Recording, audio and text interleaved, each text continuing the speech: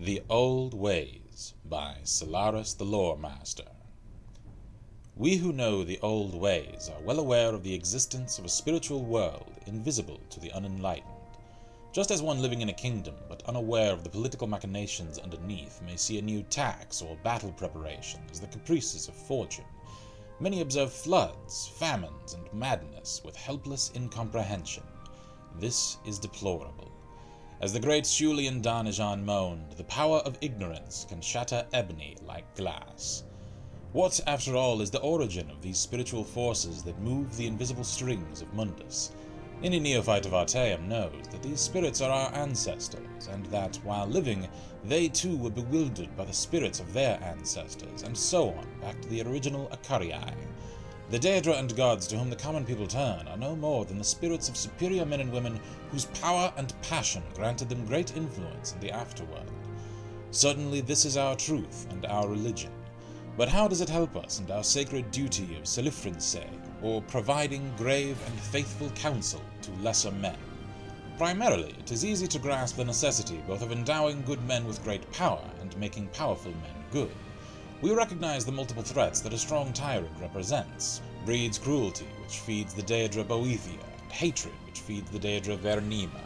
If he should die having performed a particularly malevolent act, he may go to rule in oblivion, and worst of all, he inspires other villains to thirst after power and other rulers to embrace villainy. Knowing this, we have developed patience in our dealings with such despots. They should be crippled, humiliated, impoverished, imprisoned. Other counselors may advocate assassination or warfare, which, aside from its spiritual insignificance, is expensive and likely to inflict at least as much pain on the innocents as the brutish dictator. No, we are intelligence gatherers, dignified diplomats, not revolutionaries. How, then, are our counselors faithful? We are faithful only to the old ways. It is essential always to remember the spiritual world while keeping our eyes open in the physical one.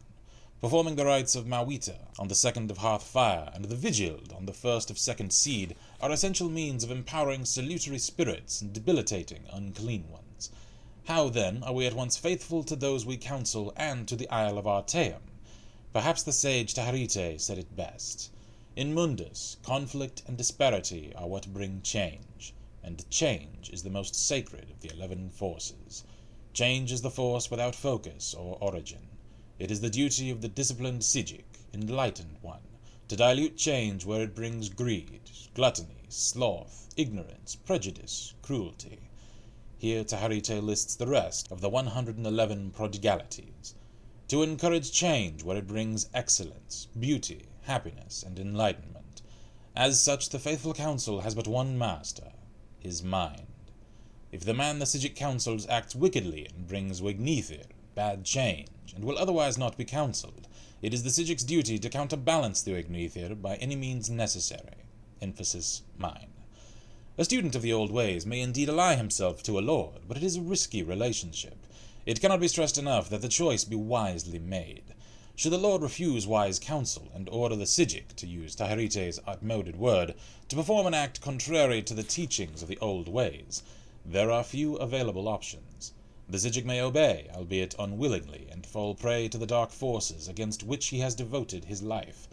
The Psijic may abandon his lord, which will bring shame on him and the Isle of Artaeum, and so may never be allowed home again.